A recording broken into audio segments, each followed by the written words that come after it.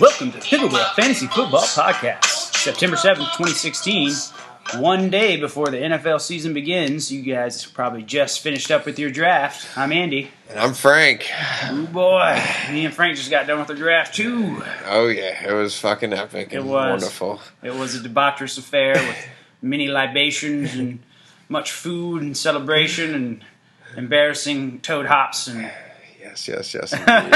We'll tell the full story eventually, yes, I'm eventually. sure. We will. We shall. But what we got for you guys today is our first actual game breakdown, and we got a doozy, don't we? Oh, yeah. We got the Super Bowl rematch. Mm-hmm. Fucking Broncos, Panthers to open this one up. Yes, we do. I mean, it should be a good game. I'm looking forward to it.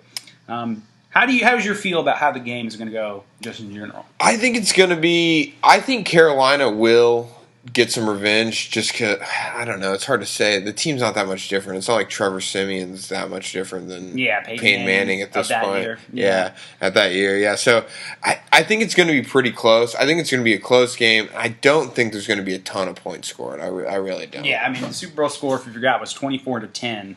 Not much fantasy production on either side of the ball. Mm-hmm. A lot of defense, a lot of great defense. Broncos, yeah. Yeah, for the Broncos. But, I mean... I think there'll be more scoring. I think there'll be more than 34 points scored in the entire game this time. Right? I think there should be a little bit more, but I do think it's going to be a rough one. It's probably not going to be the most fantasy. Yeah, I'm looking for like a 28-17 type outcome. I'd like that. 24-17 type thing. If at least one of them got in the 30s, that'd be great. Yeah, it would be. But yeah, last year was rough for old Cam Newton and company.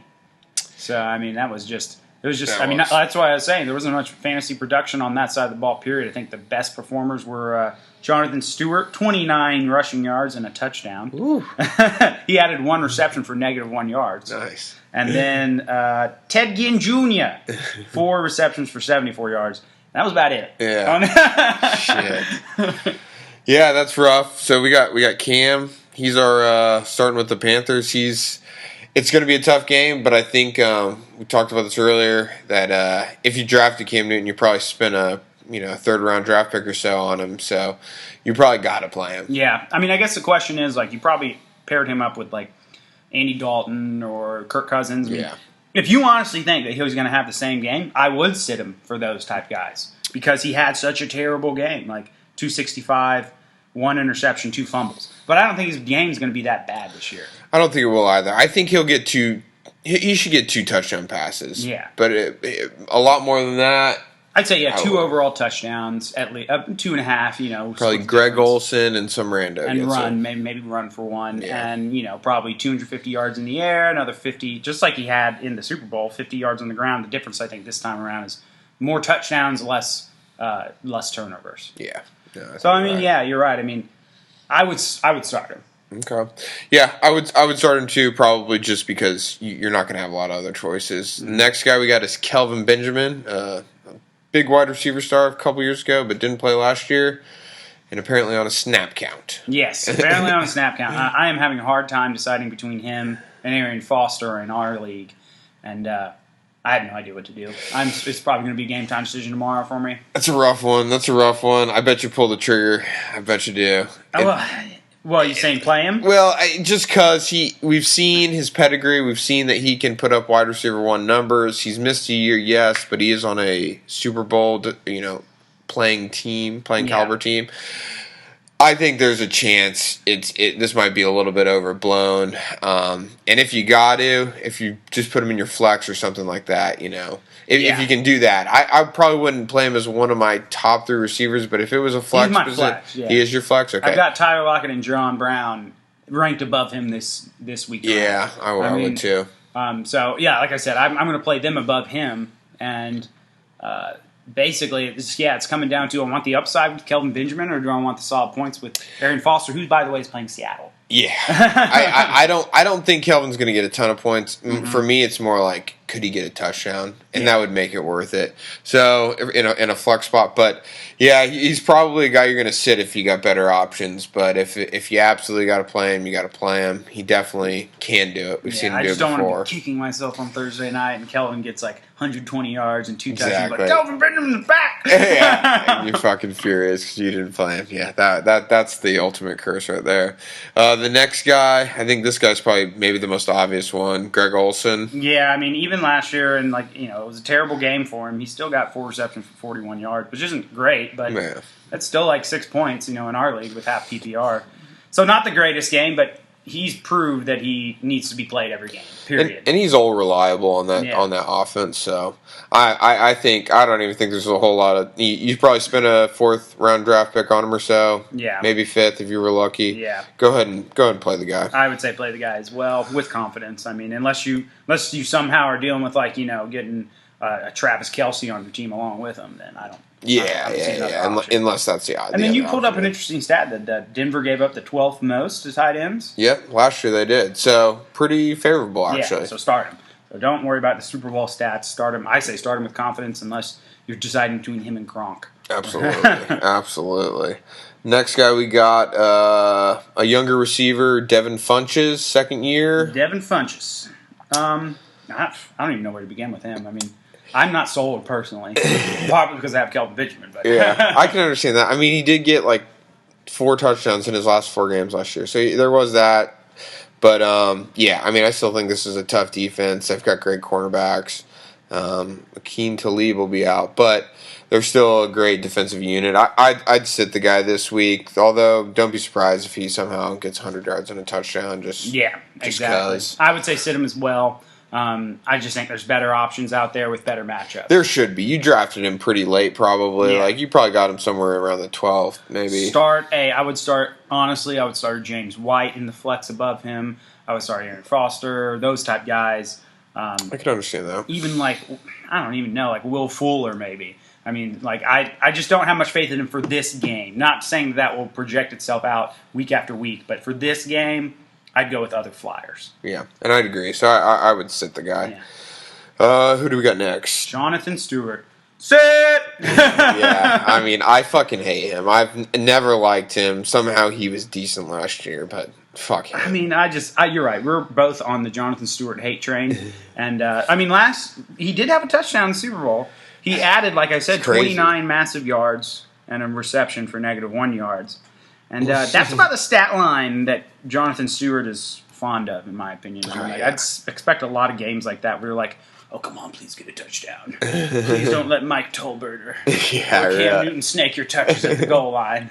Exactly. That's why I hate him. So, yeah, sit him. Fuck him. Yeah, I mean, likelihood is you've got a running back in front of him, and then you picked up some later flyers that just probably have better matchups. Yeah. Next guy we got is not a guy. Several guys. The Carolina defense. And you were starting these guys. Yeah, mainly because they're playing against a quarterback who's never started a game, never played a game before. I mean, shit. If the Super Bowl had fantasy points, they would have scored a shitload of fantasy points that game. They had 4 takeaways. Who, Carolina? Yeah, Carolina had 4 takeaways that game. They had 5 sacks. Nice. And 8 TFLs. Wow. Yeah. So, I mean. That would have been real nice. Yeah. Absolutely. Yeah. I say you start him. The only thing I think they really lost was loudmouth Josh Norman. Yeah. So, I mean, that's what you got to watch out for. Hopefully, the brand new quarterback and Demaryius Thomas and Emmanuel Sanders don't have fun with that all night. But hopefully not. It's a possibility. Well, for you, hopefully, yes. For me, hopefully, since I'm all on the Demaryius train this year now. But yeah, with that, I guess that leads us to Demaryius, and pretty much the only viable, for sure, Denver fantasy player. He's going up against a brand new rookie corner. Yeah, he's going to eat him for breakfast. As far as just Simeon? Can Simeon get him? Trevor Simeon. Can he get him the ball? Hopefully, yeah. It's going to be tough, but yeah, we saw him throw a few good balls to him in preseason. Not a ton. But, I mean, Demaryius is an elite receiver still, so you got to hope he just pulls it a little bit better on his end and makes his throws look a little bit better. Yeah, and here's a crazy stat. In the Super Bowl last year, Demaryius Thomas had 1 reception off of 8 targets. What? Yeah, yeah. Wow. But that was against, I'm pretty sure, Josh Norman and Yeah. a Peyton Manning who was, floundering around like a fucking child. Yeah, awful throws. I think you're looking at, I would project him this game at like 7-8 receptions for like 90 to 100 yards. I think he's a good play just because of that weakness that they'll be able to exploit. That's what they got I'm no thinking. other weakness in the defense to exploit. They're Exactly. gonna have to throw it. Exactly. And I'm just praying to God he gets a touchdown. Just praying for a fucking touchdown. But we'll see. We'll see. I think you start Demaryius. I think that's pretty easily agreeable. The next guy is another receiver, Emmanuel Sanders. I say sit. Yeah, it's that thing again with like, do you have anybody better? And with E-Man, you may be able to find some flyers that might do better this week. I don't know, though. Like, if you've got a league where you got 3 wide receivers you're playing, I don't know that there's enough depth. And he is going against a rookie corner, too. So He is. And he is a great player, but he is a smaller guy. He's a speedster, but I think we've seen this, even though he's gotten some great production in this offense, Demaryius is still going to always outproduce him. Yeah. So with it being a close game, I'd rather not play him personally. Yeah. I would rather not play him as well. I just don't think he got the depth to sit him. So I'm going to disagree here. I'm going to say start him. All right. With the caveat that, look at some professional rankings, look at some expert rankings, and see if there's other flyers that maybe you weren't tracking might be ahead of him. Maybe you could start Willie Snead instead of him. Yeah. It's not a terrible idea. Probably drafted him after him. But, yeah. Right? Those type of guys, it's legit. That's a legit point. I'd play somebody like that over him personally this week, but I can understand. We'll give you if you gotta for that one. The next guy, C.J. Anderson, and we talked about him earlier. You drafted him early, so that's definitely the kind of situation where you're like, he's either your running back 1 or your running back 2, most likely. Yeah, probably. And you got to choose between what, like fucking, I don't know, Isaiah Crowell or fucking who are these other running backs you probably drafted? Duke Johnson Jr. maybe. Yeah. I don't see many other options. I would start him. Just with the hope that the Broncos somehow go up like they did in the Super Bowl, and they're just trying to run out the clock or something like that. I will say that. Hopefully the game stays close. That'll favor him. But, I don't know. Do you know what did he get in the Super Bowl? You got his stats C.J. Anderson, he did pretty well in the Super Bowl. He had 23 carries for 90 yards and a touchdown, and added 4 receptions for 10 yards. So, had a good game. Well, that's pretty damn good. Yeah, had a good game. The next best rusher was Ronnie Hillman, 5 carries for 0 yards. Ooh, nice. Very nice. Yeah, so he had a good game, and if he continues to do stuff like that, then he should be fine. Well, considering he did that, I'd say you're probably going to have to start him. But if you drafted really heavy running backs and you got some juicy matchups from some lower guys that you drafted, go with them. But if you gotta do what you gotta do. That's right. Yeah. And the last one, Broncos D. Yeah, the number 1 defense probably taken. Yeah, that's why it's so hard to say sit them, because the likelihood is you drafted the Broncos defense, you didn't draft another defense. Probably. Unless you're old Johnny Motts. Johnny 3Ds. 3Ds. 3 defenses.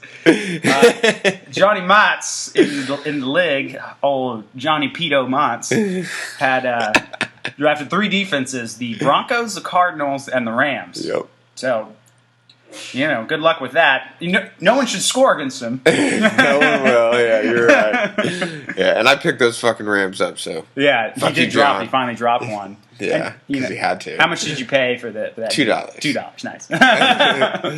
I paid perfectly because somebody bid $1. Nice. That was probably your thinking. I was thinking somebody might, so I went ahead and gave it $2. It was worth it for me, in my opinion. But back to the Broncos D. My thought was pick up like the Packers versus Seahawks. They probably weren't drafted, or the Vikings versus Tennessee. They might have been drafted, but I know I've seen them on a lot of waiver wires. They're on our waiver wire right now. Well, because you got the Rams for $2. Yeah. I would say look on the waiver wire, especially if you're in a shallower league. There's probably a D you could play that you might have more confidence in. But again, if you're expecting the Broncos to play like they did in the Super Bowl, which they very well might, start them. Yeah, that's true. They still do have a sick defense. So if you gotta start them, if you got a better option, go with that. Yeah, absolutely. Alrighty. Well, but yeah, that's all we got for you today, you guys. I mean, nothing else, right? Not too much else, other than I think we're gonna start doing some more stuff just similar to this. As the fantasy week rolls along, give you some individual breakdowns. Yeah, I know a lot of people like the shorts, like keeping it under about 15 minutes. We'll try to do that for most of our content. But thank you guys. Like I always say, like us on Facebook, subscribe to us on YouTube. And just all around, follow the Pickle Barrel Football Podcast. This is Andy signing off. And I'm Frank. Pickles. Call them Power Hour Squirt and Tower Flower Pickles. They were shower, lour, risky, sour, hour pickles. My gherkin, jerkin, firkin, lurkin, workin' a person. My dill, drill, fill, spill, swill, skill.